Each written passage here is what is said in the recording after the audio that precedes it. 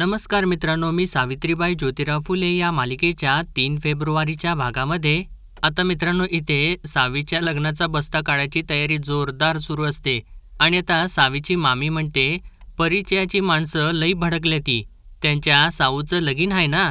तर मामा म्हणतो, आणि तुझ्यावरती लई चिडल्यात, कारण म्हणालीत माहेरच्या माणसांना लक्ष्मी विसरलीया.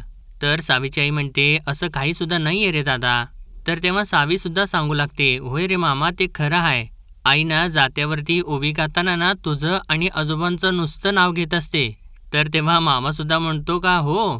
तर मामी म्हणू लागते, वेल्याची पाहुणे येणार, वाई राऊतवाडी आणि मावशीची बी पाहुणं येणार, आहेराचं आत्ताच बैतवार काढून ठेवलं पाहिजे बघ.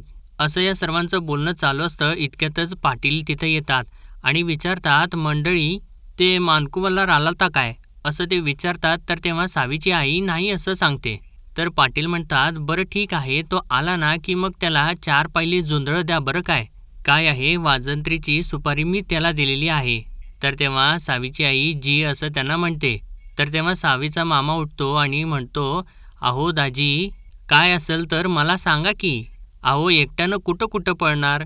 तर तेव्हा पाटील म्हणतात, अहो एकटं कुठं पाहुणं आहेत की, वाड्यातली माणसं आहेत, गावातली माणसं आहेत. तर तेव्हा मामा म्हणतात, पण एक झालं, मोठ्या झपाट्यानं डाव साधलात तुम्ही. अहो कशी मूठ बांधलीत दाजी. तर तेव्हा पाटील म्हणतात, कशी काय सांगायचं आता. आणि तेव्हा पाटलांना आता बटूशास्त्रींचे शब्द आठवत असतात. आणि तो क्षणसुद्धा आठवतो ज्यावेळेस बटूशास्त्री म्हणालेले असतात, बाशिंग बळ नाही, लग्न कठीण वाटतंय, आणि स्थळ जरी चालून आलं तरी माशी ही शिंकणारच. आणि ते आठवल्यानंतर आता पाटील मामांना सांगू लागतात, समद काही उरपाटच चाललं होतं बघा, आणि सावीच्या बरोबरीच्या पोरींचं हात पिवळं व्हायला लागलं, मग तवा मी कुठं ग बसतोय मग. तर तेव्हा सावीची आई म्हणते, अरे दादा, लेकीसाठी पर्वत उचलून आणत्याल ते. असं म्हटल्यानंतर मामा तर हसूच लागतो. तर इतक्यातच आता सदा धावत येतो, आबा आबा, बाहेर फौजदार आलेत. आणि असं त्यानं सांगितल्यानंतर सगळेजण धक्क्याने शांतच होतात. कोणाला काही कळेनसंच होतं की फौजदार कशासाठी आलेले आहेत. तर पाटील सुद्धा म्हणतात, फौजदार, आणि आलोच असं सांगून ते आता लगबगीने बाहेर जातात. तर तेव्हा मामी आता विचारते सावीच्या आईला, फौजदार कशाला आलेत लगीन घरात. तर तेव्हा सावीची आई म्हणते, अगं वहिनी, असेल काहीतरी पाटीलकीचं काम. आणि परत आता यांच्यामधला सगळा काही जो शांतपणा आलेला असतो तो लगीन घाईत रमून जातो. आणि आता पाटील इकडे बाहेर फौजदारांच्याकडे येतात आणि बाहेर लांबूनच म्हणतात, अहो फौजदार साहेब, या की आतमध्ये. तर तेव्हा फौजदार म्हणतात, नाही पाटील, तुम्हीच या इकडे. आणि त्यांना आता तिथून म्हणजे त्यांच्या घरापासून थोडंसं बाजूला बोलावून घेतात. तर पाटील त्यांच्याजवळ येतात आणि त्यांना रामराम करतात. तर तेव्हा फौजदारसुद्धा त्यांना रामराम करतात. आणि पाटील आता विचारतात, जी. तर तेव्हा आता फौजदार थोडंसं आजूबाजूला बघतात, थोडासा अंदाज घेतात आणि पाटलांना म्हणतात, एक गुप्त खबर द्यायला आलेलो आहे. तर त्यांनी असं म्हटल्यानंतर पाटीलसुद्धा आजूबाजूला बघतात आणि म्हणतात, गुप्त खबर, बरं ठीक आहे, सांगा की. तर फौजदार म्हणतात, कंपनी सरकारचा मोठा खजिना आणि हत्यारं शिरवळवरून पुण्याला जाणार आहेत. तर पाटील म्हणतात, बरं. तर फौजदार पुढं म्हणतात, खजिन्यावरती खरा बंदोबस्त पण आहे, पण त्या शस्त्रसाठ्यावर दरोडा पडणार आहे अशी माहिती मिळाली आहे. तर पाटील म्हणतात, होय का. तर फौजदार म्हणतात, तवा सरकारनं सावधगिरी म्हणून जेवढी वाटेत गावं पडत्याल त्या गावातल्या गावपाटलासनी सांगितलंय, कवटे, वडगाव, नायगाव, सांगवी आणि शिरवळपतूरची सगळ्या गावांची जबाबदारी सरकारनं तुमच्यावरती दिलेली आहे. काय अफरातफरी झाली तर कंपनी सरकार याचा जाब तुम्हाला विचारणार. हलगर्जी जर झाली तर याचा ठपका तुमच्यावरती ठेवणार. तर ते तसं सांगितल्यानंतर पाटील थोडेसे घाबरतात आणि म्हणतात, ठपका ठेवणार. अहो साहेब, माझ्या घरामध्ये लगीन घाई आहे हो. अहो माझ्याच लेकीचं लगीन आहे, अहो सावीचं लगीन आहे. अहो साहेब, हे अशात जबाबदारी मला कशी पलवल. तर तेव्हा फौजदार म्हणतात, पाटील, मी समजू शकतो, पण सरकार ऐकणार नाही आणि सरकारी काम आहे, नाही म्हणून चालणार नाही. असं ते सर्व काही सांगतात आणि नमस्कार करून येतो असं सांगतात आणि तिथून ते निघूनच जातात मित्रांनो. तर पाटलांना खूप मोठा धक्का बसलेला असतो आणि ते खूप काळजीत पडलेले असतात. तर आता इकडे फुल्यांच्या वाड्यामध्ये दादा सर्वांना सांगत असतात, चला चला, परड्या उचला आणि भरा गाड्यांमध्ये. आणि त्यानंतर राजारामला हाक मारतात, अरे राजारामा. आणि ते दादा ओरडत असलेला ऐकून सगुणाक्का बाहेर येते आणि म्हणते, अरे दादा, काय ओरडतोयस एवढं. तर तेव्हा दादा विचारतात, पण राजाराम कुठं आहे? तर तेव्हा सगुणाक्का म्हणते, अरे तो घरात नाही आहे, बाहेर गेलेला आहे. तर दादा म्हणतात, घरात नाही? तर तेव्हा सगुणाक्का म्हणते, आता घोडं ठरवायला त्याने कोणी पाठवलं? मी का वर बापानं? घोडं ठरवायला, असं म्हणून ती हसूच लागते. तर तेव्हा दादासुद्धा हसू लागतात आणि म्हणतात, अरे हो हो, विसरलोच होतो मी तर. तर तेव्हा आता सगुणाक्का जरा इकडे तिकडे बघू लागते आणि तेव्हाच आता ज्योती तिथून बाहेर चाललेला असतो. तर दादा त्याला थांबवतात आणि म्हणतात, अरे ज्योती तू कुठं निघालास? अरे तुला सांगितलंय नवं, लगीन घर आहे, देवामोरं पत्रिका ठेवल्या, आता घराबाहेर पडणं बंद कर, सांगितलंय का नाही तुला? तर तेव्हा ज्योतीच्या मनाची तर चलबिचल चालू असते मित्रांनो, आणि तो सारखं बाहेरच्या दिशेने बघत असतो आणि तो आता खोटं बोलतो. म्हणतो, अहो दादा मी शिंप्याकडे निघालो होतो, गळ्यापट्टीचं माप द्यायला बोलावलेलं आहे, आलोच, असं म्हणून तो आता लगेचच बाहेर जाऊ लागतो. तर तेव्हा दादा परत त्याच्याजवळ येतात आणि म्हणतात, अरे ज्योती कुठं निघालायस, थांब की, ऐक की जरा. अरे ज्योती ऐक, असं ते म्हणत असतात, पण ज्योती त्यांचं काही न ऐकता तिथून बाहेर निघूनच जातो. तर दादा म्हणतात, अगं अक्का आता काय करावं याला, सांग बरं. तर तेव्हा सगुणाक्का म्हणते, अरे दादा पण कालच ना राजारामाने शिंप्याकडून त्याचे 2 सदरे शिवून आणलेले आहेत. तर असं तिने सांगितल्यानंतर दादा म्हणतात, काय? अगं मग आधी नाही सांगायचं वय? तर तेव्हा सगुणाक्का म्हणते, हाय का आता एवढी लग्नाची गडबड आहे, मी विसरले बरं.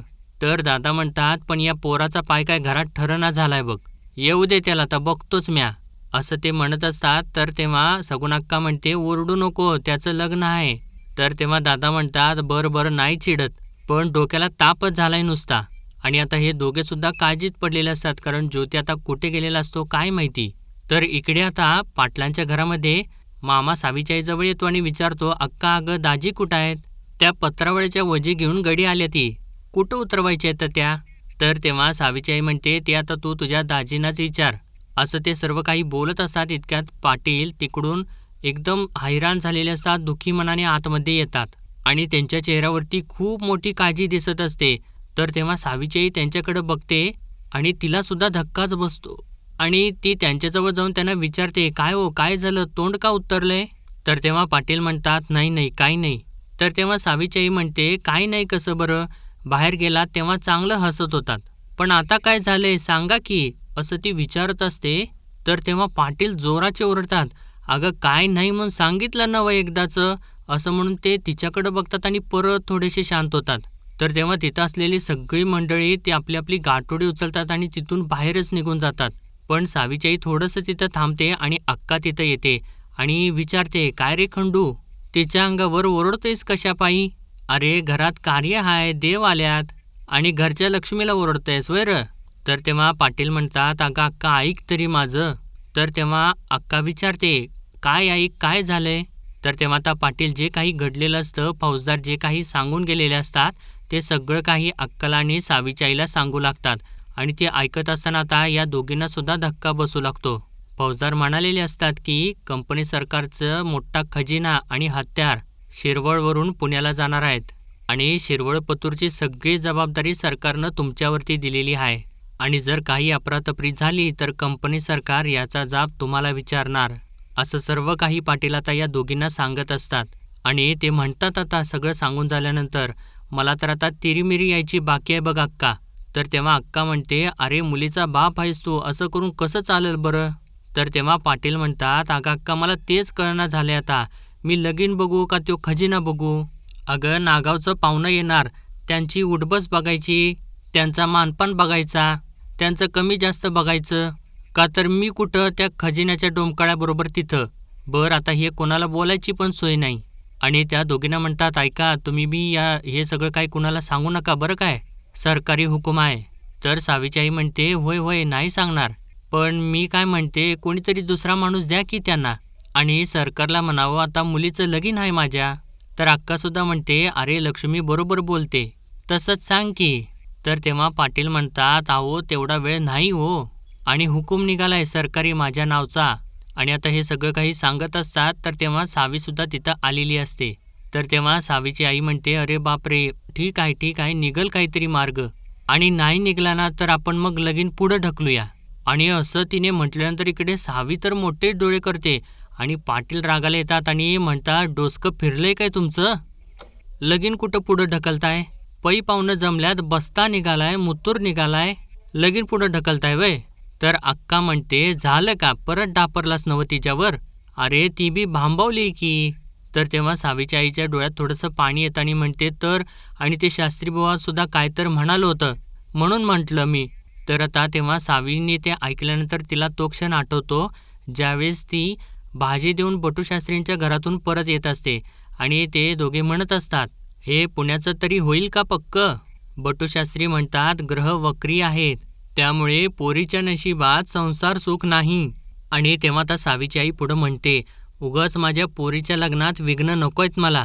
तर पाटील परत ओरडतात आणि म्हणतात अहो काही विघ्न येत नाहीत, ग बसा तुम्ही.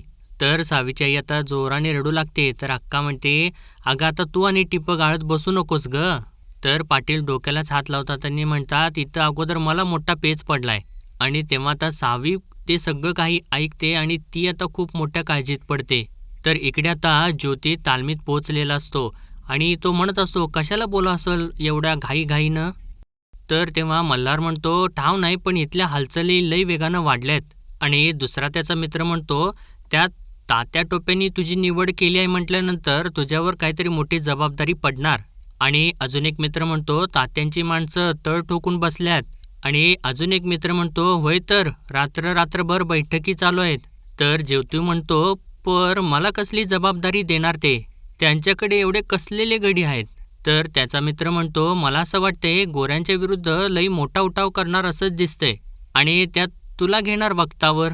तर दुसरा मित्र म्हणतो आणि मला वाटते वस्तादांनी आपल्याला बी पारखलंय आणि ते आपल्याला काही ना काहीतरी जबाबदारी देत्यालच. आणि इतक्यातच एक जण म्हणतो वस्ताद आले वस्ताद आले. तर तेव्हा सर्वजण वस्तादांच्याकडे बघू लागतात आणि वस्ताद आतमध्ये येतात. आणि वस्ताद आल्यानंतर सर्वजण आपापल्या जागेवरती उभे राहतात आणि वस्ताद सगळ्यांच्याकडे नजर टाकू लागतात. आणि त्यानंतर रावजीला म्हणतात रावजी समद्यासनी भंडारा दे. तर तेव्हा रावजी सुद्धा म्हणतो होय जी वस्ताद, असं म्हणून समद्यासनी तो भंडारा देऊ लागतो. आणि पहिल्यांदा ज्योतीच्या हातामध्येच भंडारा देतो आणि सगळ्यांना भंडारा देऊन झाल्यानंतर तो परत आपल्या जागेवरती जाऊन उभा राहतो. आणि तेव्हा वस्ताद सुद्धा आपल्या हातामध्ये भंडारा घेतात आणि म्हणतात आता मी जे सांगणार आहे ते जीवाचं कान देऊ नाही का. आणि हात वर करून म्हणतात घ्यान म्हणा, जीव गेला तर इथली गोष्ट बाहेर पडणार नाही. तर तेव्हा सर्व पोरं म्हणतात जीव गेली तरी सुद्धा इथली गोष्ट बाहेर पडणार नाही. तर वस्ताद म्हणतात मी जे बी करतोय ते गेलेलं स्वराज्य परत मिळवण्यासाठी. तर तेव्हा पोरं सुद्धा म्हणतात मी जे बी काय करतोय ते गेलेलं स्वराज्य परत मिळवण्यासाठी करतोय. तर वस्ताद म्हणतात त्यामुळं कुणाला भिणार नाही आणि भंड फितुरबी करणार नाही. तर पोरं सुद्धा म्हणतात त्यामुळं कुणाला भेणार नाही आणि बंड पितुरबी करणार नाही. आणि त्यानंतर आता वस्ताद येळकोट येळकोट जय मल्हार असं म्हणतात आणि तो भंडारा उधळतात. तर तेव्हा ती सर्व मुलं सुद्धा भंडारा उधळतात आणि येळकोट येळकोट जय मल्हार असा गजर करतात. तर मित्रांनो इकडे पाटील अजून सुद्धा खूप काळजीत असतात आणि ते एकट्यानेच उभा राहून सगळा काही विचार करत असतात. तेव्हा सावीची आई तिथे येते आणि म्हणते अहो लेकीचं लगीन आहे, रगड बळ पाहिजे, धावपळ करायची आहे, असे उभे काय आहात, चला खाऊन घ्या काहीतरी. तर तेव्हा पाटील शांतच असतात. तर सावीची आई म्हणते मी काय म्हणते खाऊन घ्या काहीतरी. तर तेव्हा पाटील मागे वळून बघतात तर त्यांच्या चेहऱ्यावरची काळजी आता सावीच्या आईला सुद्धा दिसते आणि मित्रांनो त्यांच्या डोळ्यात पाणी सुद्धा आलेलं असतं. तर आता सावीची आई म्हणते अहो पाटील तुमच्या डोळ्यात पाणी, काय झालं. तर तेव्हा पाटील म्हणतात नाही काही नाही. तर सावीची आई म्हणते अहो नका काळजी करू, मला कळालं ऐन लग्नात खजिन्याची जबाबदारी तुमच्यावरती दिली म्हणून काळजी करताय ना. अहो आई तुळजाभवानी आहे आपल्या पाठीशी, कशाला काळजी करताय. तर पाटील म्हणतात पाटलीनबाई हे सावीच्या लग्नाचा घाट घातल्यापासून काही ना काहीतरी अडचणी येतातच, एक झालं की दुसरं, दुसरं झालं की तिसरं, पण माझं म्हणणं काय हे सगळं माझ्या लेकीच्या बाबतीतच का. तर तेव्हा सावीची आई म्हणते हे बघा देवाच्या मनात जसं असेल ना ते तसंच घडल आणि म्या तुम्हासनी एक सांगते आपल्या लेकीच्या बाबत समद चांगलंच घडल. तर तेव्हा पाटील म्हणतात पण लक्ष्मी किती अडचणी याव्यात, एक तर ती स्थळं कसली कसली आली बघितलंच नव्ह तू, त्यात तो शास्त्री बुवा तो मला सारखं कुंडलीचं भ्या घालून बेजार करतोय, त्यात सगळ्यावरती मात करून ह्यो सोयरा जुळवला, आता मुहूर्तमेढ सुद्धा रोवली, मांडव पडलाय दारात, पै पाहुण्यासनी अवतान सुद्धा देऊन जाऊन आलो पुण्याला, सगळं काही चांगलं चाललंय, तवर हे खजिन्याचं, म्हणजे ऐन लग्नाच्या वक्ताला मी त्या खजिन्याच्या पहाऱ्यावर एवढं भलं थोरलं वऱ्हाड येणार माझ्या दारात, त्याचं स्वागत करायचं राहिलं बाजूला. आणि मी कुठं तर हातात कुऱ्हाड घेऊन त्या बेरडकीच्या माळावर. आणि असं ते सर्व काही बोलत बोलत आता पलंगावरती जाऊन बसतात. तर तेव्हा मागून सावी तिथं आलेली असते. तर पाटील पुढं म्हणतात, एकुलती एक लेक आहे माझी, तिच्या डोईवर तांदूळ पडताना बघायचं माझ्या नशिबात नाहीच. एवढी लगीन घाई, एवढी मांडव शोभा, माझ्या लेकीचं नटणं लाजणं मुरडणं, तिचं नवरी होताना बघणं, ते बी नशिबात नाही माझ्या. असं का हो सावीची आई? आणि त्यात ते इंग्रज सरकार मला भ्या घालते. खजिन्याचं काय कमी जास्त झालं तर बेड्या घालीन म्हणते हातात. काय करावं सावीची आई, तुम्हीच सांगा आता. असं ते सर्व काही बोलत असताना सावीची आई म्हणते, अहो बघू काहीतरी, मार्ग निघलच यातनं. आणि एक डाव आपण फौजदारांशी सुद्धा बोलून बघूयात ना, होईल काहीतरी. तुम्ही नका काळजी करू. अहो खाऊन घ्या ना, सकाळ धरणं काही सुद्धा खाल्लं नाही तुम्ही, घ्या थोडंसं खाऊन घ्या. असं ती म्हणत असते. तर तेव्हा पाटील नको नको असंच म्हणत असतात. तर तेव्हा सावीची आई म्हणते, अहो ऐका माझं, थोडंसं काहीतरी खाऊन घ्या. तर तेव्हा पाटील आता जोरानं ओरडतात, लक्ष्मी. तर तेव्हा सावीची आई शांतच होते आणि सावी तिथे दारातच उभी असते आणि तिने हे सगळं काही ऐकलेलं असतं. आणि ज्यावेळेस आता सावीची आई परत वळते तर तेव्हा ती समोर सावीला बघते आणि त्यावेळेस सावी आता आतमध्ये येते आणि काही न बोलता ते ताट माझ्या हातात दे असं तिला इशाऱ्याने सांगते आणि आपल्या हातामध्ये पाटलांचं जेवणाचं ताट घेते आणि परत त्यांच्यासमोर जाते. आणि तेव्हा पाटील दुसरीकडेच बघत असतात. तर सावी आबा अशी त्यांना हाक मारते आणि म्हणते, आबा काय बी असू दे, पण तुम्हाला हे असं रडणं शोभत नाही. तेव्हा पाटील आपले डोळे पुसतात आणि तिच्या डोक्यावरून हात फिरवत म्हणतात, नाही पोरा, नाही रडत. तर सावी म्हणते, आबा म्या ऐकलंय तुम्हासनी साधा ठसका आला तर शिवारात आलेली कोल्ही कुत्री दचकून डोंगरात पळत्यात. आणि तेव्हा आता पाटील थोडंसं सावीच्या इकडे बघत असतात. तर सावी इकडे गालातल्या गालात हसत असते आणि पुढं ती म्हणते, अन तुम्ही नुसतं पाण्याची चूळ जरी भरून टाकली तर भर डोंगर माळ पेटत जातो असं लोक म्हणतात. पर माझं ते आबा कुठं आहेत? तर मित्रांनो, सावी असं बोलत असताना आता पाटलांना थोडासा धीर येतो आणि ते म्हणतात, वय पोरी हाय की हितच. तर सावी म्हणते, मग आबा तुमच्या या सावित्रीसाठी खावा की. असं म्हणून ती एक घास घेते, म्हणजे एक लाडू घेते आणि पाटलांच्या समोर धरते आणि म्हणते, आ करा बरं. तर तेव्हा पाटील लगेचच त्याच्या हातनं एक घास खातात. तर सावी म्हणते, हां असं असं की नी, शाळण्या मुलासारखं ऐकावं, शाब्बास. आणि असं तिनं म्हटल्यानंतर आता पाटलांच्या चेहऱ्यावर सुद्धा थोडंसं हसू येतं आणि त्यांच्या डोळ्यातलं पाणी लगेचच थांबतं आणि सावीची आई तर हसूच लागते आणि ती आपले डोळेसुद्धा पुसते. आणि सावीने एका झटक्यात सगळं वातावरण बदलून टाकलेलं असतं मित्रांनो. तर सावीची आई म्हणते, शेवटी लेकीचीच मात्र लागू पडली तुम्हासनी. आणि तेव्हा सावी तर मोठमोठ्याने हसत असते. तर तेव्हा सावीची आई म्हणते, बघ कसं पटतंय आबांना. तर आता पाटीलसुद्धा हसू लागतात आणि म्हणतात, काय सांगावं लक्ष्मी, ही आपली सावी म्हणजे पांडुरंगाच्या रावळाची सावली आहे, सावली. हिच्या सावलीत बसलं की मग जीवाची तगमग तळमळ समद थांबतंय. तर सावी म्हणते, थांबतंय ना, मग आता यामुळं कसली बी काळजी करायची नाही. तर पाटील तर त्याच्यासमोर हातच जोडतात आणि म्हणतात, नाही करत ग माझी आई, आणि माझी लेक आहेस का आई आहेस तू. असं ते म्हणत असताना सावी तर मोठमोठ्याने हसत असते आणि पाटील आता तिला म्हणतात, ये इकडं ये, असं म्हणून तिला करकचून मिठी मारतात. तर सावीची आई तर मागे उभा राहून हसत असते, रडत असते आणि त्या दोघांची दृष्ट काढत असते. तर पाटील सावीला म्हणतात, वय ग आई, आई म्हणू का आता तुला? तर सावी नाही म्हणते आणि हसत असते. तर मित्रांनो, आता इकडे तालमीमध्ये वस्ताद येळकोट येळकोट जय मल्हार असा गजर करतात आणि म्हणतात, गबरू हो, कंपनी सरकारचा मोठा खजिना साताऱ्यावरून पुण्याला येणार आहे. खजिन्यात चांगली हत्यारं बी आहेत, सगळेच सावध. तर साताऱ्यावरून खजिना, खांबटकी आणि मांडरदेव या खिंडीतच खाली उतरणार. मग खंदेरी आणि लोहम वाटेनं शिरवळला येणार. आलं का ध्याना पोरात? हे बघा, डोंगरातनं खाली आलं की मग कन्हेरी, शिलाजी, तू तिथं 15 माणूस घेऊन दबा धरून बस. तर तेव्हा तो लगेचच जीव वस्ताद असं म्हणतो.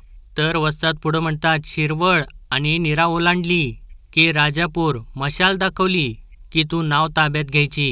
आणि सर्वांसनी सांगतोय, सावध राहायचं आणि तयार राहायचं. आणि त्यानंतर तुकोजीला सांगतात, जवळे गावच्या बाहेर तुझी माणसं घेऊन तयार राहायचं. तर तेव्हा तुकोजी सुद्धा म्हणतो, जी वस्ताद. अन तात्या टोपे?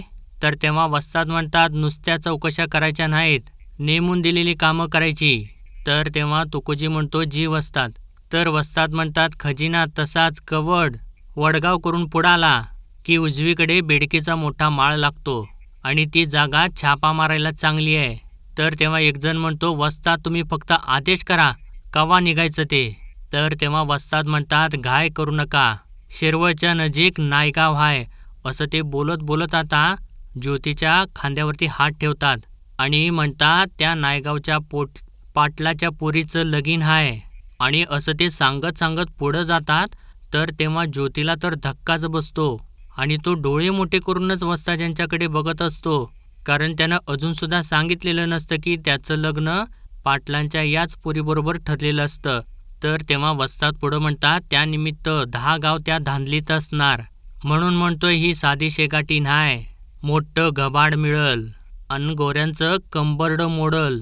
लग्नाच्या आदल्या दिवशीच आपण संधी साधून ठोका टाकायचा अन मोठा डपला मिळवायचा. काय होईल ते होईल, पण खजाना लुटायचाच. असं ते सर्व काही सांगत असतात आणि सगळ्यांना जोश आलेला असतो. पण ज्योती मात्र सगळं काही घाबरून गेलेला असतो आणि त्याला काही कळतच नसतं. आणि आता वस्ताद मागे वळतात आणि सांगतात, जबाबदारी मोठी हाय, जोखीमसुद्धा मोठी हाय. जोखीम मोठी हाय आणि ही साधी चोरी नाय. आणि ज्योतीजवळ जाऊन म्हणतात, गोऱ्यांच्या हासनं हिसकावून घ्यायचा हाय. आणि त्यानंतर परत पुढे जाऊन येळकोट येळकोट जय मल्हार असा जोराचा गजर करतात. पण तेव्हा मात्र ज्योती शांत उभा असतो आणि तो यांच्यामध्ये सामीलच होत नाही. तो शांत उभा असतो कारण त्याला धक्का बसलेला असतो मित्रांनो, आणि त्याला काय करावं काही समजत नसतं. आणि तो आता मनातल्या मनात म्हणतो, आपल्या लग्नाच्या रात्रीच छापा घालणार वस्ताद, हे कसं जमावं? वस्तादांना माहिती नाही की नायगावच्या पाटलाच्या पोरीच्या लग्नात आपण नवरदेव आहे ते. आता काय करावं, कसं सांगावं? आणि सांगितलं तर आता उशीर झालाय आणि त्यात नेमकं तात्या टोप्यांनी मलाच या कामासाठी निवडलंय. नाही म्हणता येणार नाही, पण मग घरच्यांना तर सांगितलंच पाहिजे आणि आत्ताच सांगितलं पाहिजे की म्या हे लगीन करू शकत नाही म्हणून. आणि मित्रांनो, यांचं सगळं काही असं चालू असतं आणि आजचा भाग इथेच संपतो. आणि पुढील भागामध्ये आपण पाहणार आहोत, सगुण अक्का आता ज्योतीला सांगत असते, जॉन साहेबाकडनं जास्तीचं पैसे घेऊन मी हे फेटा आणल्या, ते सगळ्यात जास्त उठून दिसायला पाहिजे माझा ज्योती. तर तेव्हा ज्योती एकदमच म्हणतो, हे लगीन नाही झालं तर? आणि यानं असं म्हटल्यानंतर सगुण अक्काला तर मोठा धक्काच बसतो. तर इकडे सावीची आई सावीला समजावून सांगत असते, लग्नानंतर मुलीची खरी पारख केली जाते ती तिच्या गुणांवरनच. तर तेव्हा सावी विचारते, पण नवऱ्या माणसाची पारख कशावरनं करायची ग? तर अक्का तिथंच असते आणि ती म्हणते, नसती करायची. पण सावीची आई मात्र शांतच झालेली असते. तर मित्रांनो, आजच्या पुरतं एवढंच आणि भेटूया परत उद्याच्या भागामध्ये. तोपर्यंत आपल्या व्हिडिओला लाईक, शेअर आणि सबस्क्राईब नक्कीच करा.